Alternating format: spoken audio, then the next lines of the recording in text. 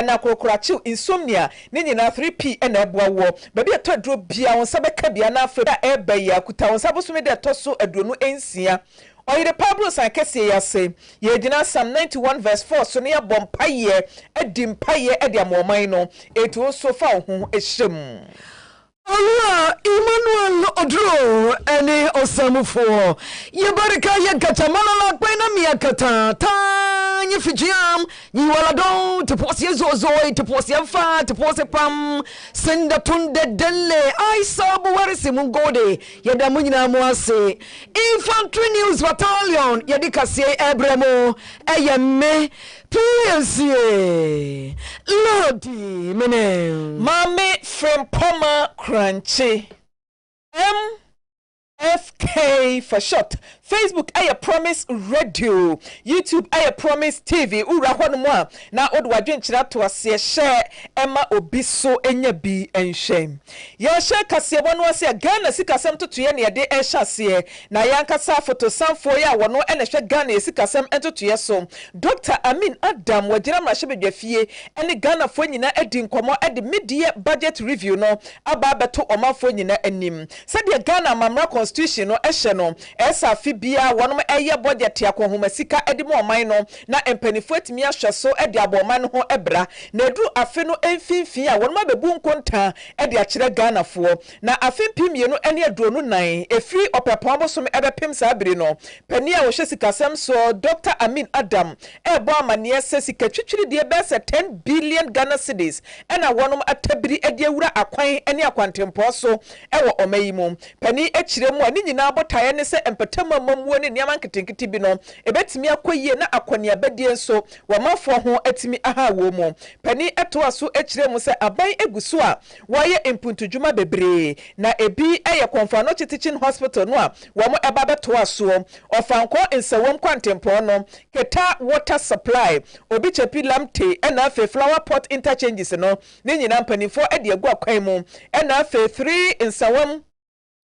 ena fe bypasses ahodo ye wokumase enkra kwantempo no so temampaka dan railway line nyina no wo mo edi sika akowuram na wase Prempe the first international airport ye wokumase wo mo awie Yakubu Tali International Airport e wotamale eno so wonom awie na ayasabia wo ha ne dubaako ye wato din se agenda 111 hospitals ahodo no eno so adum pempenso bia encha katwene bro na empanifo de nyina abawie ya afari military hospital ye kumase no wase wo mawie bibia panine to aso ede nkontamu ahodo pi ene to Ghana fo nyina anim. Mr. Speaker, we've invested almost 10 billion Ghana cedis in the road sector since January 2024 to enhance transportation and spur growth. I can also confirm that government has secured equipment to complement the efforts of our local authorities in improving community roads nationwide. Mr. Speaker, in line with our commitment to infrastructure development, we continue to make progress on projects such as Konfano Teaching Hospital, Ofanko Nsawam Road, Keta Water Supply, Obichebi Lamte, and Flower Pot interchanges, the 3 bypasses on the Kumasi-Accra Highway, and the Tema and Pakadam Railway Line. We've completed the Prempe the first international airport in Kumasi and the Yakubu Tali International Airport in Tamale. Agenda 111 hospitals are at various stages of completion. We have completed the Afari Hospital in Kumasi and many other hospitals across the country.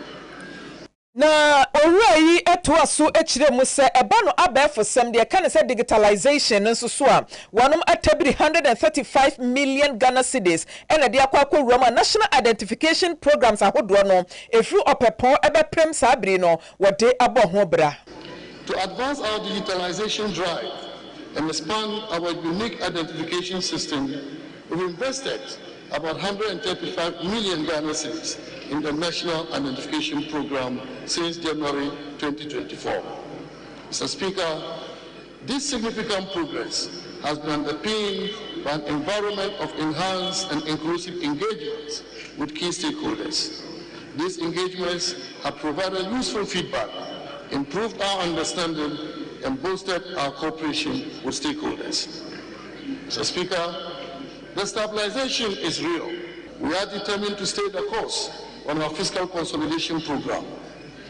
Increased attention will continue to be given to prudent management of approved expenditures and improved revenue mobilization.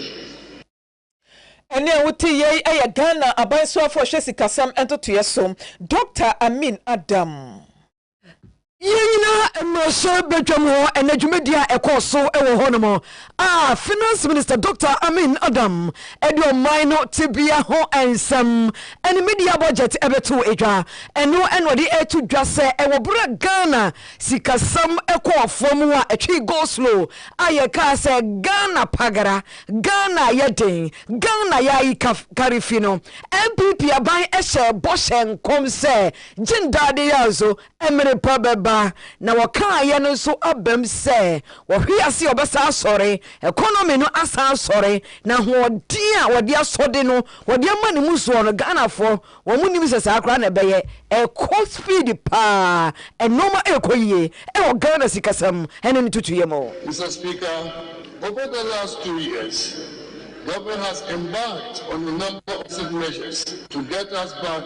on the path of fiscal consolidation, economic stability, and growth. And I'm happy to note that these policies we have implemented are yielding the expected results. Growth continues to exceed expectations. The 4.7% growth rate reported by the Ghana Statistical Service for the first quarter 2024 exceeds the 3.1% recorded in the same period in 2023.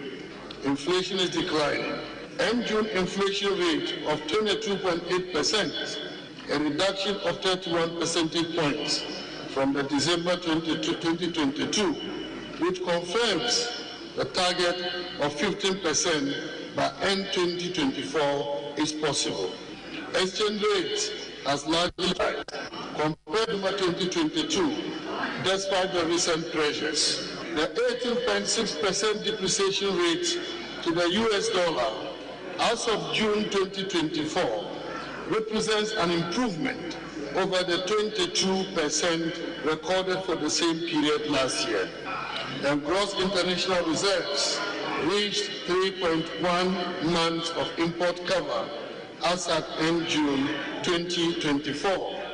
against 2.5 months of import cover in the same period last year. Mr. Speaker, it is evident that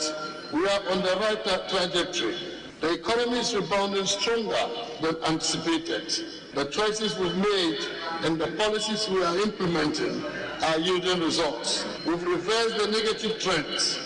All the indicators are looking better.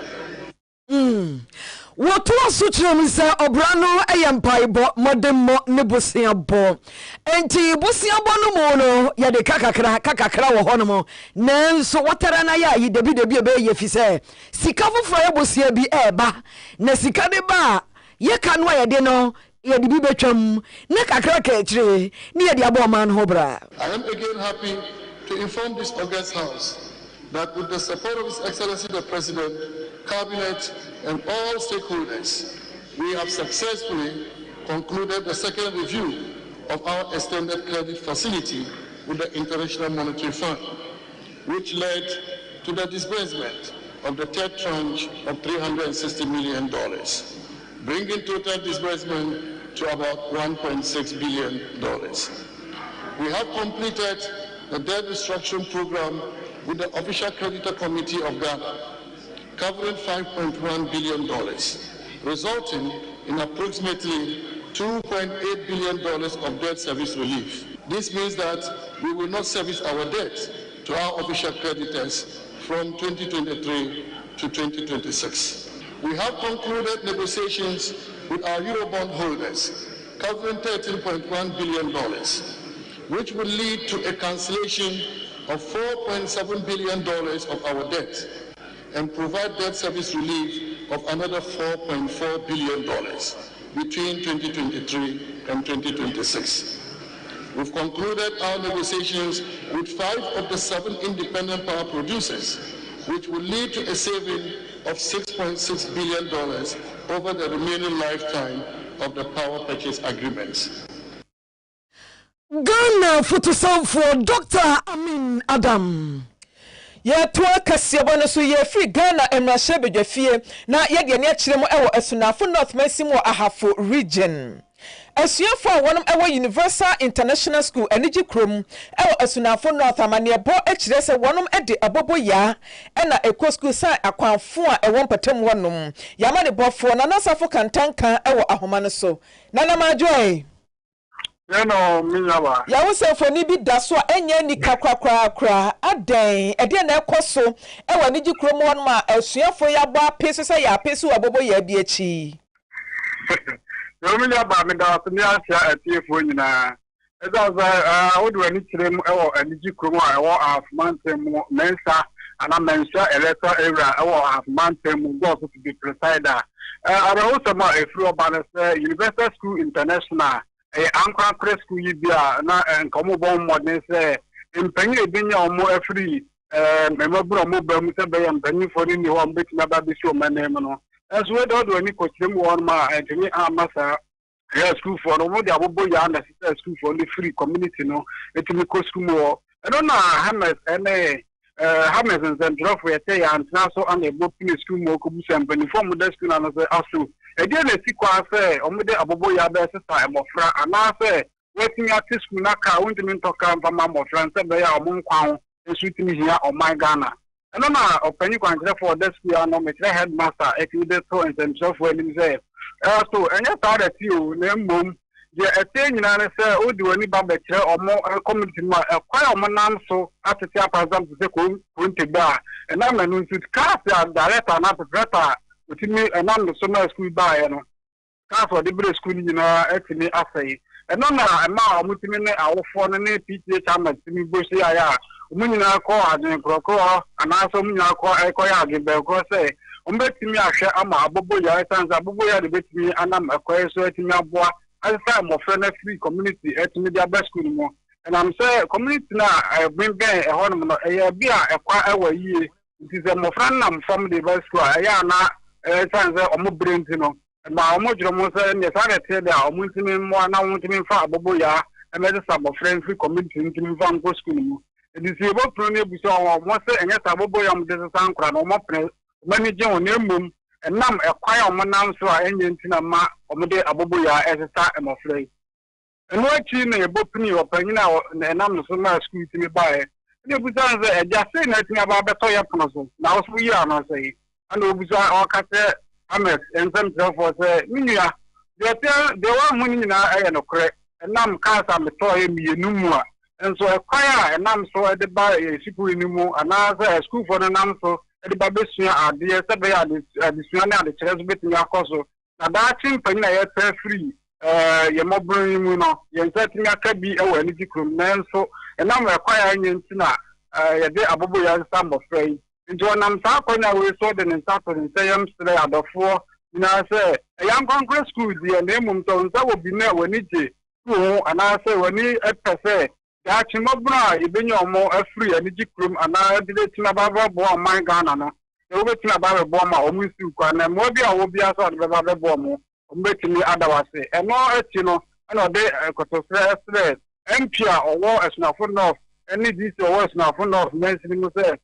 abai school ye kan se private school de no mo na me ko mo mo ase de be ya obo so dati mo fra ye teto mo no maba be yempanipa na de sia na de kres betini akoso no omunsa etimi akabi ewo afmantem Yo nana yebeda wase na yediwasi ha nana safo kantanka yamane bofa wotonkra efri esunafo North Messinimo na wei odifri aniji krom na ebae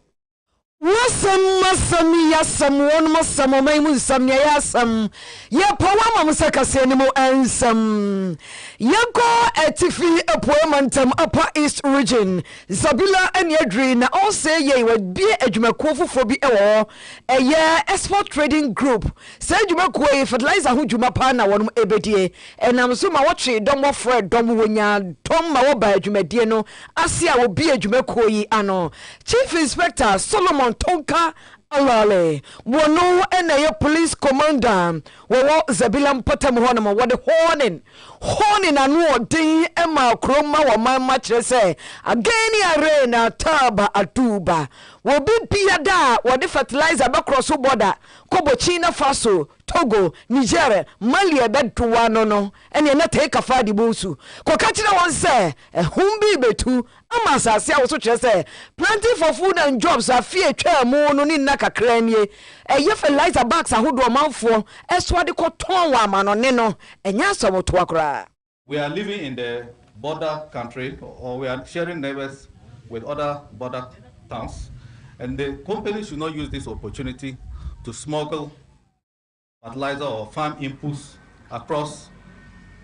our borders, because maybe the price there might be higher than in Ghana.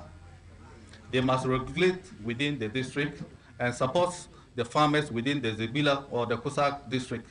so that at least we'll all live by the rules of this country. I must also recommend them once again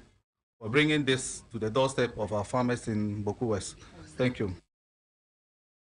Chief Inspector Solomon Tonka Alale Ewieyena and Boku West Mensi Krache Honorable Daniel Anania Atampuba what you say a year our quota input fertilizer any call me nini and who here Mensi ni pa ebe boama our quota kriayo akoso.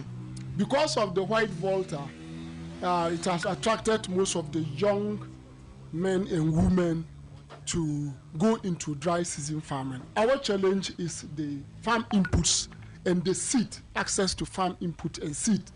And we are very grateful that ETG Inputs Limited is in Boku West here. It has come to facilitate so that farmers can have access to farm inputs to extend their farmlands and also cultivate their farms on time. I know their existence in the Boku West district will be a blessing to us. Let's try to cooperate with them.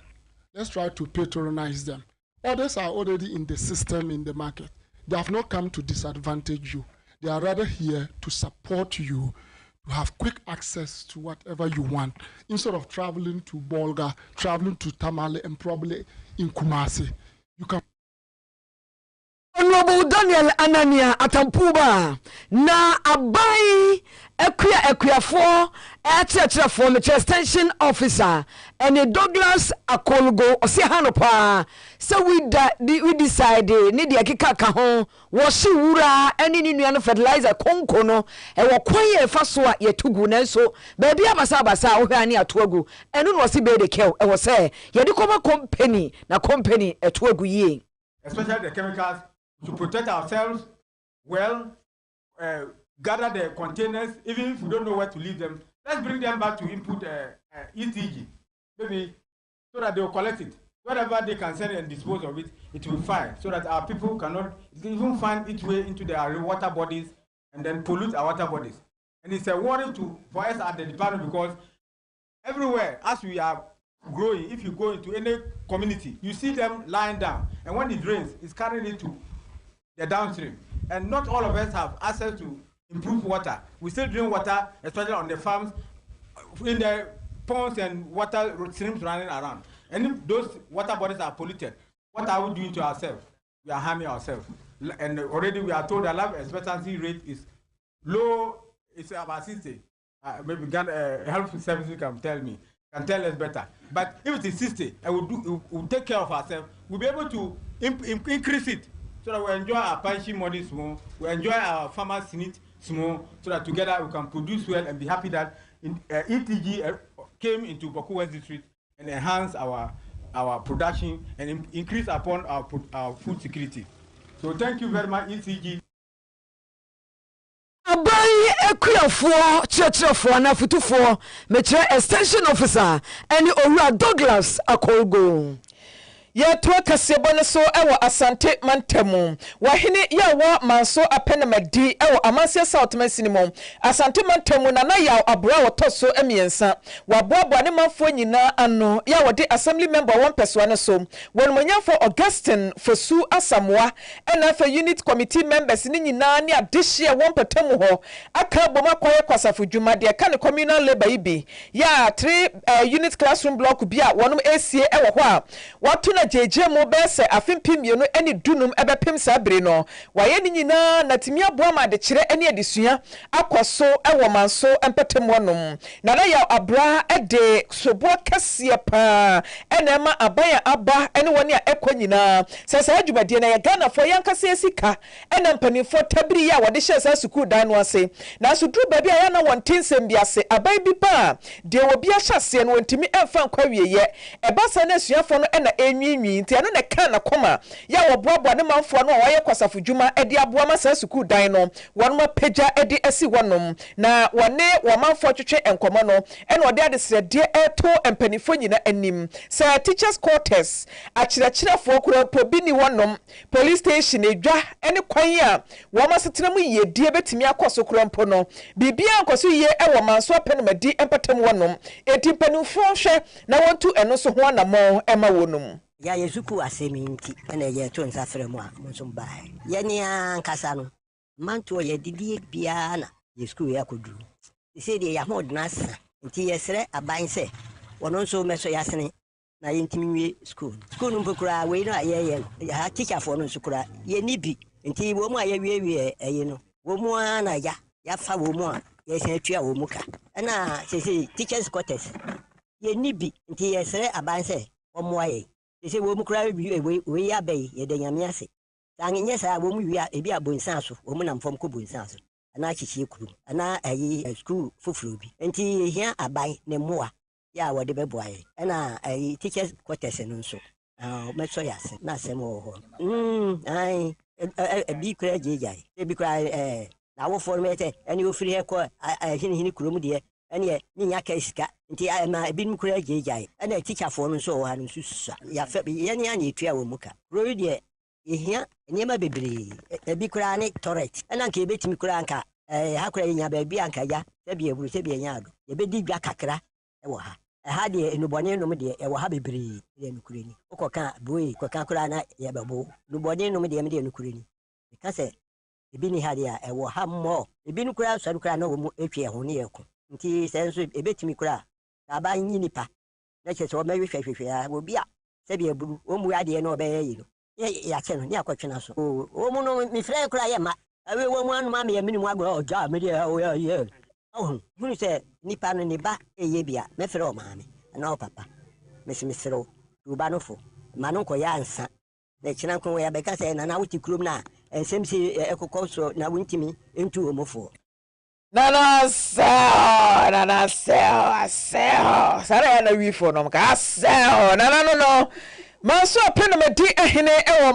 amanse south mesi wasante mantemu nana ya abra wotoso emiensa na otenin kan na no achi ene assembly member yo one person so wonumanyafo Augustine Fosu Asamoah enso twetwe nkomo a wodaw eniema hodo bia etwi wo masaba mu hakuro na di ede a kire yen ye wo ahohiahia mu ewo yen suku sembu pa fi se di ama mani abre ewo yen suku semu yi hu ewo ha no mo ne se me ame ne wo kasa ndei apenamadi na me wie primary school we me fa from kwa chiche kulum school sa 3 years ansa na me we JHS nti se me fa sa wo hawo no ma me nhwe se me nua bi nso a waba nso metoa so sa nti na ma abre ne abre bia ye ne abre se school ye modern bo bi ye wose ye bo ma JHS no ye nya de mankola no na o mo nan mu ye nti ya wo school no e boy ade a na me kan de bia ne se amanyofo no through election time a tokula wo sem bia be hwehwe wakila kwan na apanum adi minim se sa abre ne duru ho no ma ache ye na nsan bia we be hu o mo e wo kulum ya na minim so o mo ba e kwan o me fa so o mo de be ba no kola na kwan na nkasa kola no be kan asem akere wo mo ye sra amanyofo no so o minim so o be ba ha abe ye campaign afi 2024 ye abato afi mu dia o make sure se e bra o mo ba no na ya kwan no o mo siesie ne kama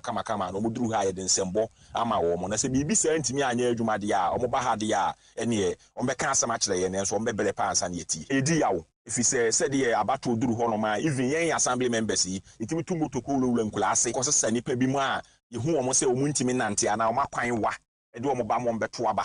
senke yenim se yebewie na nka yenso yebenya bibi na yenso ye de agye yedin na nso ye wie a na ne nyina achi no akoye hwebu ada no ya na ama yedi yawo paa wo abatu Peniati Ninkai, assembly member, Yawa Manso Apenamadi, when Manyafo Augustine Fosu Asamoa, na addition Bia was so ado ho eje kwasafujuma, kwamina lebani monso esini sei. Ye hiamwa, ye kasi ye hiamwa ni yeboa. Yesre aban, eni MP, ogunde a wote so, ye besere no bebre, ontwa na nimbehwe, NGO fo a omonsa wom. Omuka bia eye anaso omwomwa sese ye kwa huhehia mu ahuhehia na ya kɔ no ye mbanda chinti na sese ye gina hoi wohwe a sese nko mu hwe school ya komo kwa cheche krum enti ne ya mie ye ni a sese JHS ye si ye boso nchese nkwa anso sese so school dan no so a ye san ye no modi na esan si hoi ye nyina e cement ya anwea mesi ni beba ni na eskasem Kwan befon ni ebefa so a ibenye skai eno ya asemaye yes kui ye fa how bebre mu se mo motumani na mo hwa school no akoye community development activities ene ye di page school na si ho na ye say ba bia eduru no community na ye nsa agene ye bibia enye ye bio ndi de esre ne say aban titire pa ene aban ontwe nani na o mehwe ye hia mmoa Mwapa a yedi be page school na si ho NGOs yesremo manso apenmedi muntwamani na mombehwe ye mwa biara mu betimi di aba abeso ye mu no yesrem pa se momfa emeso ye mu ani a wuti ye eye adehye bia wo manso apenmedi Yemfri wanu na yensiseki no nkonsa fufuro mu Achim Odakro and Yedri, Eastern region, a Permantamu, na ewa Asani electoral area. And they say, Anglican Junior High School, Suku day wo fefe anopa, and Quadano, Kwasalai, Assembly, yo sudong, on one pie, Kusiadia, kama. No munim sadia betim wamako, Amobuks Kunano, or so ato abono, and they say, Nipa bound phobi. One more dream bonnet a 10,000 terabyte. Tunani banza, one makotu danoso, a resuku dynamo, Alco Rianoma, such economical fire, say razor, say crayon, assembly member, any a KaseÄ a chim como, a was a side no as a pay, where they toss me. Na ehano pasa sadia we ekoso ewo kronomo first one kotutu omboga proof abon to credit anu njanwie omu tutu chance ni bi first time ama me amati bisika ko ton chance for the abobo dan so ho no amo is an masa ko se nkuya na won edamo nyina nti na the school no abandon the whole building no I don't know the whole me some bo chance no ma no masa me taking nkuya ba 50 chance ni nya fi o ma sia no ama abandon sa building no because omu nya ba bi o no nkwala no me omu gungo omu nyina san ba one side ni one na mpd mo na ntan no anya aba anu na ye hwe before so I be na chance na sama kwala na form after masa for chance dan na ko chance dan ni na e say no say ya ntwa mbo dan so jam de na say bia no so go so nyina be say but totally is a proud no and no we say so bu man kwala no busu kura no wo dan ni nyina so go so ni proud ni na ma ni na but this chance ma me am ye kasi hiamwa ni pa ni na because the first way that me am feel like so but this ni I don't know what me man for that man to mo no amboa because one so na but mu se nkofo de no ma the last time say boga pufu dey say akola bi o na bo mo ka say nkofo be me fa mu se mu hu say de ne susom ana me bufu ya me ko staff for no yard me ko na guo o ti na emu so u say na dan dey teacher test dan eti me hu say weekend no mo dey yes I don't know what time they did though which recently ICT one more lab was use lab was say and so say come UCG for do to light up 2 days. So to the day, no more friends will come to break it. And when we come here, we say light off no off no. Cameras in I didn't know. I call off 3 days at twice no. I need a UPS in I run it down. I'm going to try to move break on you because the way man I'm a year to can into my dream break. So that may do one which I tell.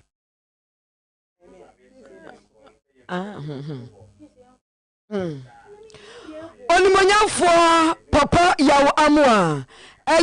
assembly member. And I want to didn't say more at today. Yeah, to a KaseÄ so. Yeah, to a KaseÄ so our and some for more national 3P garlic mixture. garlic aduro wano ena ebo ye chidom ewo kasebo mu ena fe pete mu mpaebo nyame ya duma efiada ebe ye anwumre nonum empai mu na ya birthday mu ewo promise anase oyerepa ya brusa kase yase na ye de empaibo somson kokora ede ahyehye sunti ya tonsa ede afre adofo nyina se yemfa ye ho emagim na ye mompa ye emfama oman no woman ni tumpon a yensoso ya ye timo no ye benya so emfaso ye gina Psalm 91 verse 4 so ena abompa ye edi ede ama oman no ye toa KaseƐ no eso adishie bia wonom ewo dompo ase agogoso number 2 ewa danse north mesimu asantemantem wonom aye peaceful demonstration eno aye oye kira eya somdwe de ede tia empanifo ewo mpatam wonom sanse wase basic social amenities akadie nketenkete bia nkaja ebetimi aboa ma wonom abrabo ne asetemu yedie atumpon ewo mpatam wonom no empanifo bomi fitadu kwahye ne so pese aka ho a womo emfie obia ewo honom na womo chirem a wose ayasabia ebi ni ho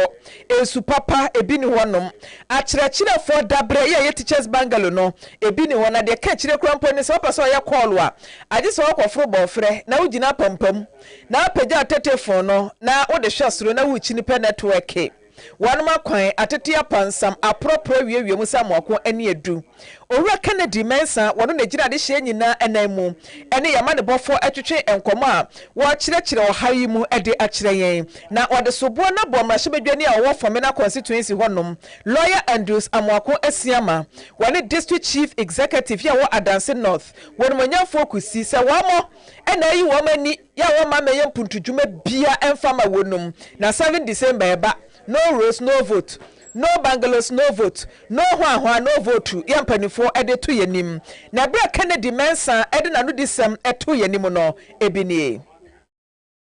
ne betra so no yenya hu mpuntuo bi a ya makrodua yes yema ya to yansa friends and troubles so mbla no make bi my ne say enyoma num a ehia ere yedi kai eye toilet abano baba boy se obesi agana bia amaye ame oba so obesi agana bia no osi agana bia na de asi ho omo ba se omo ba be bia ma na kire no ebu ye ebe pim sa be ya tie sa from ma so mla no me ya ka obi ansi ya afede ya to ya sa from honorable this year osi o man na kasa fi esika yenko bo besia yen ya mfenye ewi ya mpo obi montra no mfenye disika no ye hwemu a abato ya to ya no ago so man mfa so bi enu a yenye free so ye to so biem network ye ne yere mo na da tetije fo de ba o nya ba bia na ba ba ya djuma anu nti Owura Kennedy Mensa ene gina mu KaseƐ emo manfo mo wo dompa se agogo so number 2 na osimekwa kwatra dompa se o mama ye anu nti se deze ese fe ye mana ese baba fudua ansa na etimi afo anase etimi aye call no ya na mre ukọ ba bia ICT center obi agogo so mai aboye ya to about to kan ma we nyina ye nya hwe mfirim na o man no agogo so mai kan o man no o men me ya ICT center mai ko enso bra o musu twire bi ba bia ye teacher for ebeda ana teacher for be kom ya ana mbe kura ni swanti ye da ya maako ye ne yere mo na da teacher for de ba o nya ba bia na do ba nja teacher mo ko ha da okrum ana ti obe ba kira de ne teacher dia abo bia no pa be so no ndu Mr. Sedu awo so a ana edu akra yale a tezi ade ne furu moto a pepere ye de ne kwa yensa ana se Fomena yesa ba se tim compound na ewo mia nya no o mia no mesimi ma agogo so man ai elete elia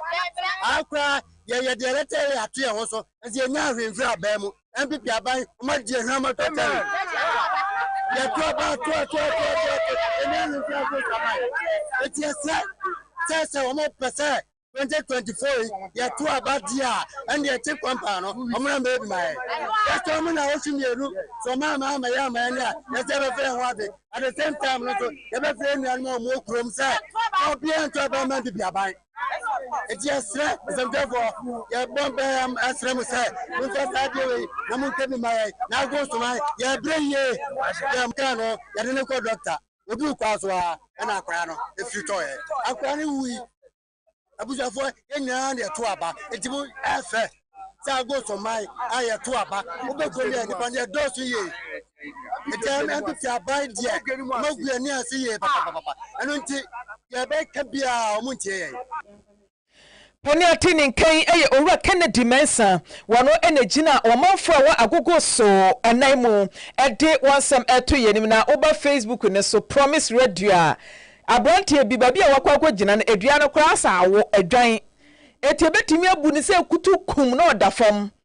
bra Facebook no so na behwe kwan a adehia wa agogo so omofa so eye calls na enu achi no ena pani ba ko a wogina empanifo ni nyina enaimu waye assembly member ewa agogo so ahensan adokwai electoral area wonmanyafo Kennedy Asante en wachire mu se empanifo bo assembly ni mrahebedwafo abo womu fi womo nu kwan se ba ne sa na me kasa sa asemu ehu nenso akoduru se o se me ka ho bibi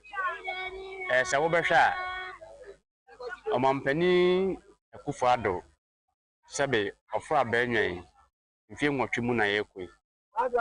na be mfie nwotwe ni sede omanfo ne ka no enokre bibedi assembly member abosumi nsiani na assembly man dada no ma menya ne ntie se toilet ya obo aye ma yesi ye no eno ani mpuntudwuma aban no enam assembly ne so abaye eno nti eyade e hadwene se ETS pa ni aban baaye kura eto aba ema MPP pa na toilet even toilet no kra no sebe akawirem monimu a akawirem ntidi abone pa na oman na de aye MPP aban a watime yi omo amasa nti yesre eyadesre ne yesre yesasense na ekufado se yesre no se wote yenka animanimu ya wo meboaye na agogo so man enam ahuyeyem omaka nti na meguso a mesre mpanimfo no se yempese beduru ho anya sa emoaye Poni atini nkan eye assembly member yawa agogo so ahensan adokwai electoral area wonmanyafo Kennedy Asante na nuachi enene na asamwa beekon ahensan mare hene ya wono aso eye agogo so ehene edi nkomo no wachire mu se emabunu ya wonom ti wo hogu monten so eye ye kire etia aban no krata peti han ne nsam ena aba beto obetu ho anamo na empanifo so ensaka metu ho nso anamo e wo mpanimfo ho ensem bi amrante ndi kan bia no eye no kre se kruwe ya wo haw efa ICT center ene chip compound ene ajana bia toilet any teachers quarters nam say network ni hanti no me kura no me ya nana no se me ye kura na disa me foka akodom pass anase me kofu dua e wo school mu ho na me to so na se wa wo hwe na se nana ati se me fu dua na ma ye kwa de nam se me ntumi mfunti no na ma fa moto na ma kodom pass na ma kotena na ma kwakoye ko no besre aban se omomra meboa yen efa chip compound any teachers quarters and nam say any teachers quarters no teachers for no nyina atidom pass nsuo to a omomma esre se aba mepe ba bi ma a teacher for ntena na yenso enwumasua ne enwumasua ene oman mpuntuo yesre se ommeboa ye na yenso yentimi mfa yentuma pa mfira ansema a memlanti aka no asom na metu ho anamona na ohwemi no se yanti abanka ene yebekwa kwaji petition ni abe demonstration ke asem no awra ho papa na behwe na nanamu a watutu ne ntoma aguso na tare dua ho na fota na so ho na obi kwa kanse mi ma na yamhye ne na kutukum na betofom na se bram oda ho no mu a na motu na de so ano no pare atini kai aye na nasamwa beekon ahensan mare hene wono aso aye agogo so ehene Yahafo ni etiefo semenhia yenhia mo anka yehia yamamahia wakasamfoni kasafidie so yanko apa West region etifi atoya mantem His Excellency Odaji Dr. Baumia aprobomu a wope vote ya ninkasa ho enamoi wade MPP amanyekwe ekwa chime ya ene wapie mu a akosi wa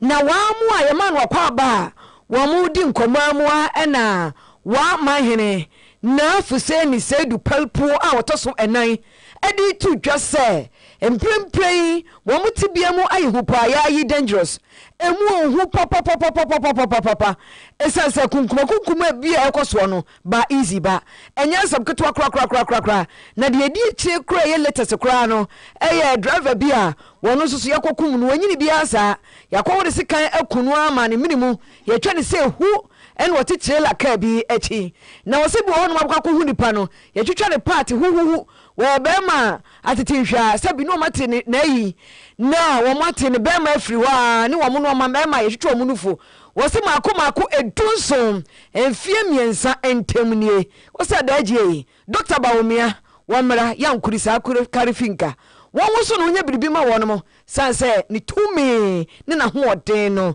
wo betimi dia biribi aboa ama bombosem emu ayere e wonpotem ho. May Your Excellency permit me at this juncture to address the most pressing issue which refuses to be solved now. This particular visit of yours comes at a time when we are grappling with a resurgence of the disturbing trend of serial killings of watchmen in Wa, a recurrence of the tragic events of 2022. We are deeply concerned about the safety and security of our people, particularly the vulnerable watchmen who work tirelessly to protect our communities. As chairman of the Ghana Police Council, Your Excellency, we implore you to use your office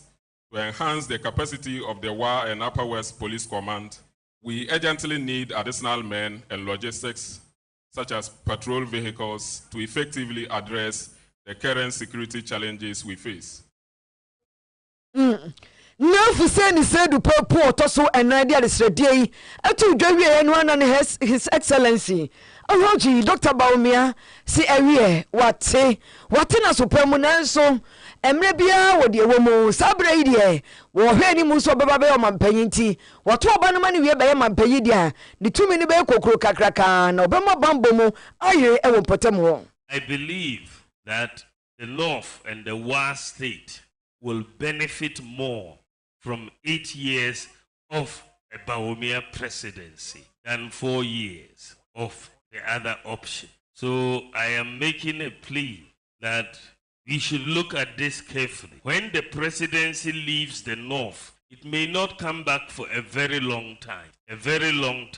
So if we have a chance to get the presidency, let us look at somebody who has already done a lot of work and shows that if he is president, he can do more. And let us get it for 8 years and help this country. I am therefore pleading that in your prayers and your support, you help me to sit on that seat. Then you know you have your own son in the seat as president of the Republic of Ghana. And I will do everything to support the development of the Wa state. We are already doing a bit. There's going to be a lot more done.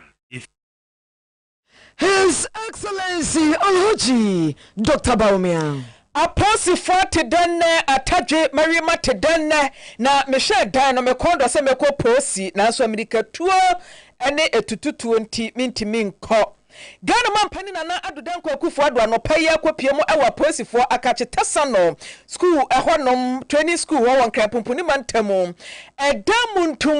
320 unit housing wakwa pa ho entema ediama aposifo na sadwumadie mpanifo dia so ebo fam afimpiemienu ene adonu watwe 2018 ya 7 blocks no 2 bedrooms apartment ene wo biemu ena 13 blocks nso so 3 bedrooms apartment ene wo mu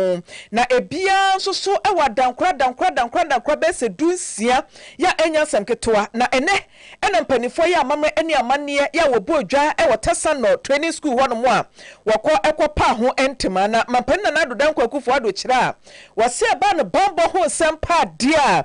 MPP amanyoko wo mo hwire dikan na opese posifo no nya baabi papa de wo mutiri ato na nkwankọ ya santa abodan ya da bieja atom ibie sade abeya wobetimi anya adwenemu fan edi aboban ewo omayimu. The Security Services Housing Project, which we embarked upon in 2018 during my first term of office,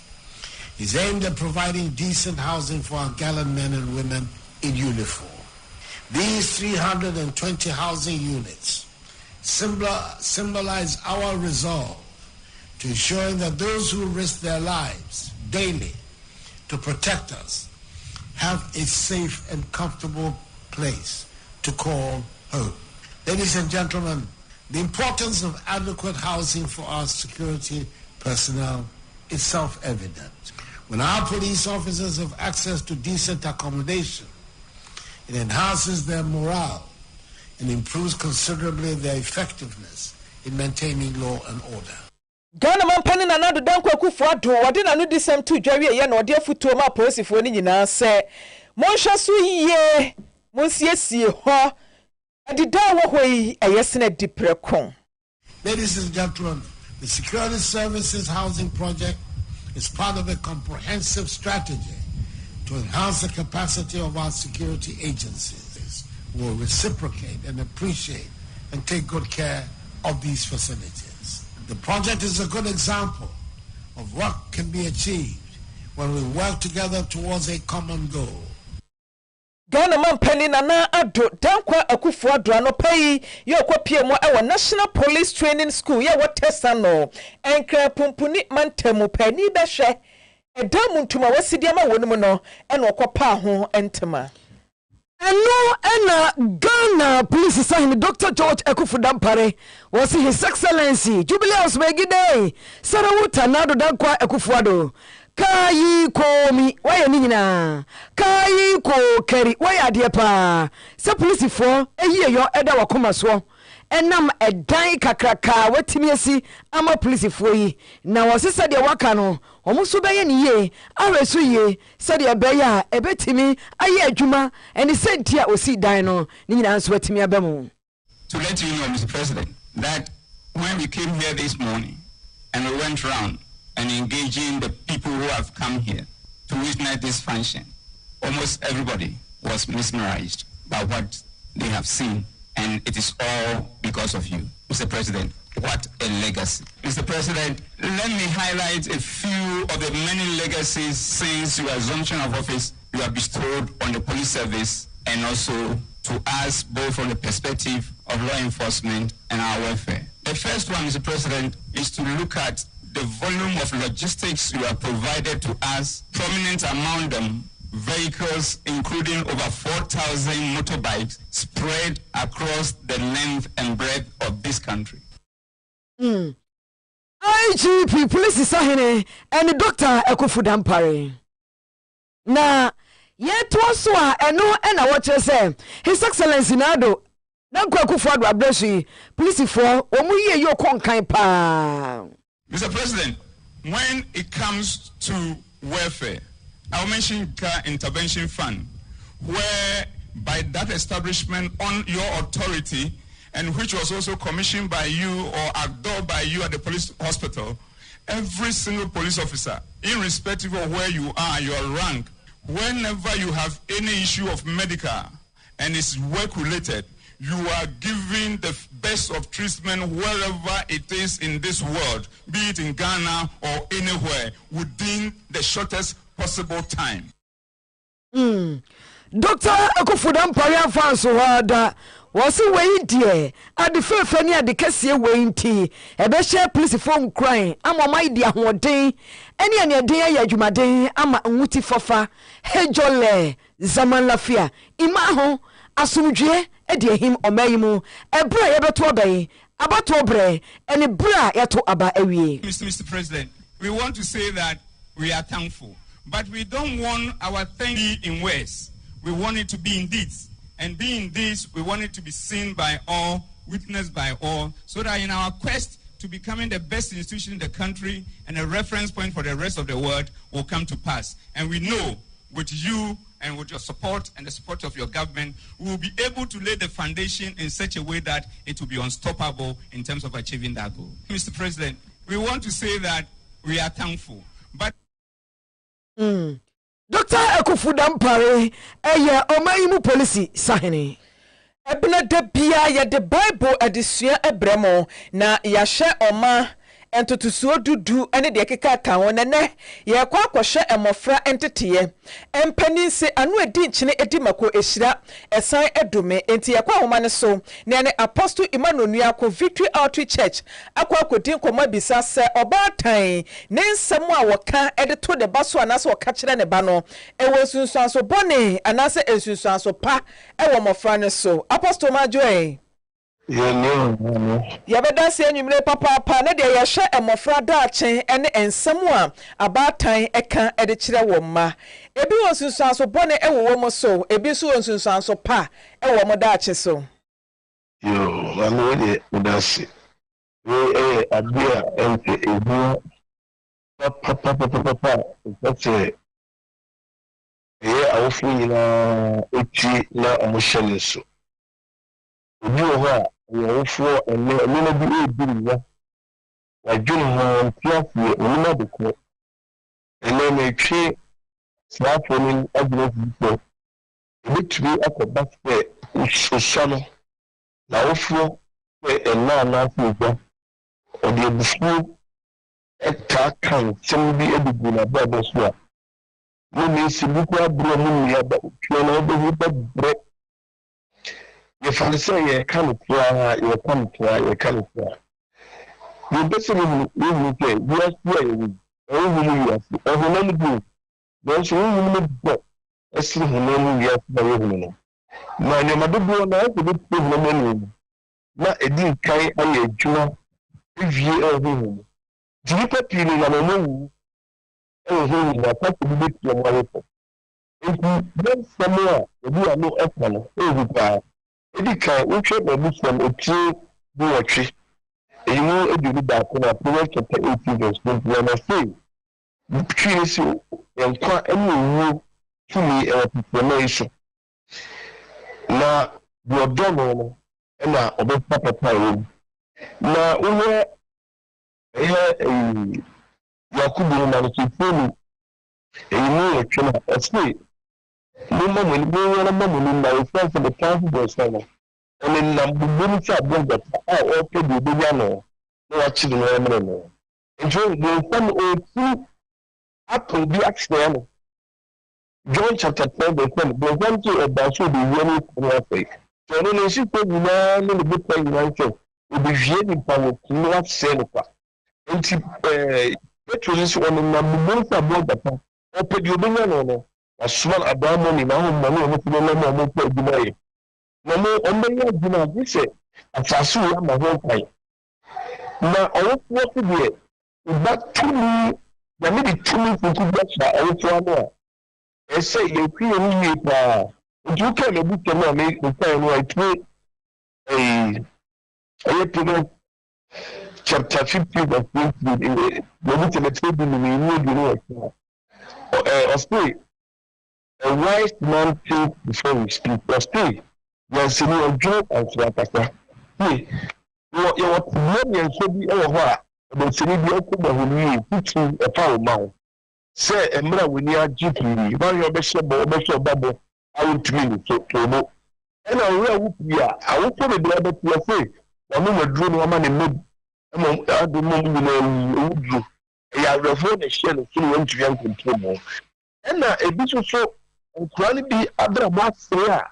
yensem a awofo kanefo won abrabo so abra na obuofu sabu feri bi bia na obuofu no odome no obebre se de ma bra so ni se ono na so no nipa dubo no aso na no ye kan sanse bi to no so a ambo no e na titire mu a obre o ono so e dome ni ba nti wo bra no nim mabra no de ti ade nti awofo ye nkiri pa no na na bi ama no se eye nkwa nti medie ye mika no se e wo sunso papa ejire de ka se na ta wo sunso for boni ni na ye de beka so akura nso utimi friend doctor so what to dia doctor kwa ni benyi no no obe doctor because we medical doctor so no o school a wo book no doctor obi etumi ko obi check na obi so benyi no na o tu fala nti ense pa ye ka ebi to mo so no ye adwuma won so sana no me fere from boni bi e ka to we maso no What I can say about Jimmy, Benjamin, Jimmy Pua. Oh, I temelele. Yes. And when it this year, na ya trust maybe we understand it. You may ensure a friend out. Omo pastor omo be in particular Ghana mining ya chapter name and omo the intrusion ya no we and carry to we manaso omo be in particular that's so that also omo and be self and ya Enkwada papa Apostle Emmanuel Niako Victory Outreach Church Kumase ena otene nken na yanko emrashe bedwamu na Member of Parliament Emrasha Bedwani Emma Damongo Osanso Yoswo for Ghana and Sassin or Badi Abobremu Nipa Atanaye Ensam Sunidini or Samuel Abujinapo which say Ghana Yenishi Shebia Ritimophobia Se Gonja Mahine Yebetimi Sabi Akikana Nimu Anase Yabaka Tiano and I Mitia Dabi. Nina ne sensembe nam sem papai eye gonja mahene abra ne se na himfie e manisi wontu ne nansi wokra ne no nanam so ema honorable Samuel Abujina Pon ene se we betu dwaye ntie. For me, what I have to say is a very fundamental point I like to make is that look, Yebura is my grandfather, he is my father, he is my overlord. There is absolutely nothing that I or anybody can do about that, and it's a relationship that I welcome. I said from the beginning I have extraordinary respect, regard, and reverence for the chieftaincy institution generally. I've demonstrated it in all humility and modesty as a minister. Just 2 days ago, I was in Chebi to serve Osaji Fodo Chehini and to pay my homage and respects to him. I continue to have huge respect and regard for Yeboures over the years, and this particular Yeboura in particular. What will I do? I will have to consult and then seek guidance on the way forward. Also, Benimu Obichre, Obako Bisa Kobisa, dear was so ye. Said the Beya, Sabia Sonia, one in penny for, and Tem Ebago, na the SCA, and the Etitiano, Adjobro, and Yasubri, Ebaba. Sumama ine odino Dr. Aframbe Paul Tosu emienu NHS wedi aban ho ya papa esa so se akwan ya efa German North Mesini ni mu edekwa bono mantam ni mu ekasa enkroto ahodo ni nyina ebomo no empanifo yi wani edi ama kwan no a atete apansam apro awewe mu se amoako ani edu wade sansa mitu nsentwerefo ni mebra na wonum edi sungbe afahye ewo sampa nananom atena konwa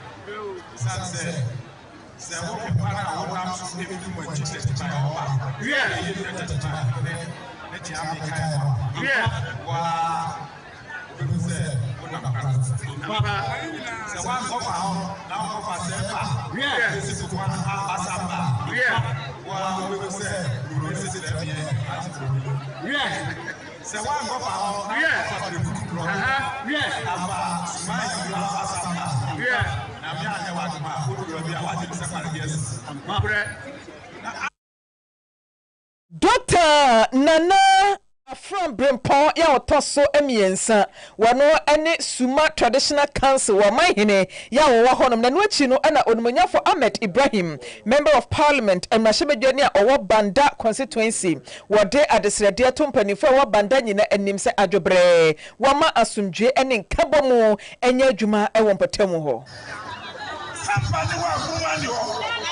Sampani wa ya mami dadifoni ho Afesa paseya edina ebeko ile bia ko ni senti osre ndie edi kapo beba ndie edi punto beba ndie edi asunye beba sasa no ma wenra ye nyra beba peace asunye ni wa sikani trajo Oni outini nkai mrashebedwani yawo Banda constituency buno mantamu sampa ene ne mpatamu woni monyafo Ahmed Ibrahim Yanko amanoni ensemu na no wa cool baby anyo ya eye guns and papa so ne potamu de ho so anyo kra study abrabia tipo papa edwedwe kukura gushia no ebia sa sori biemo se Israel for o matuma topaye sumakro kodewuo akọ Gaza honom na etukotenafo refugee camp bia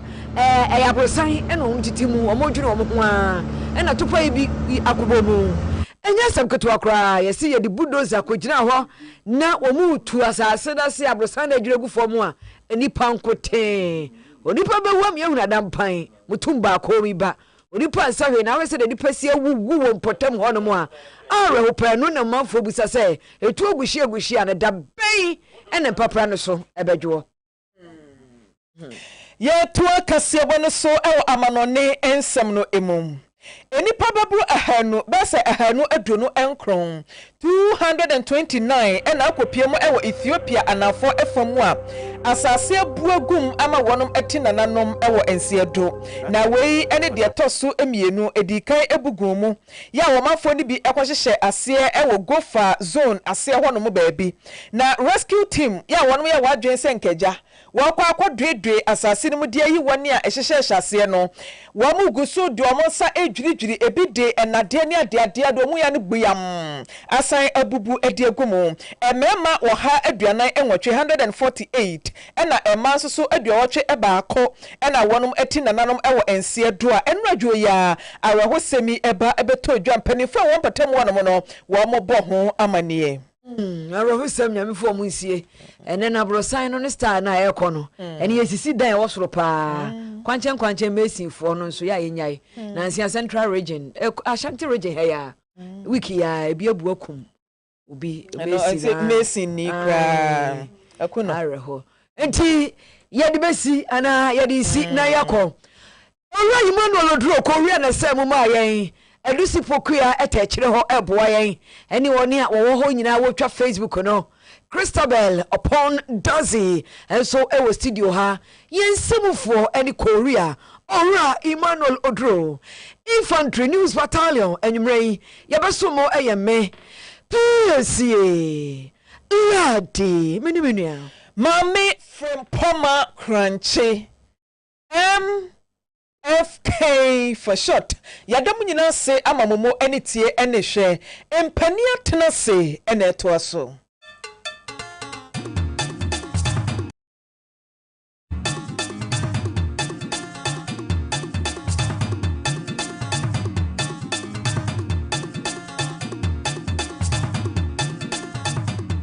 Promise News.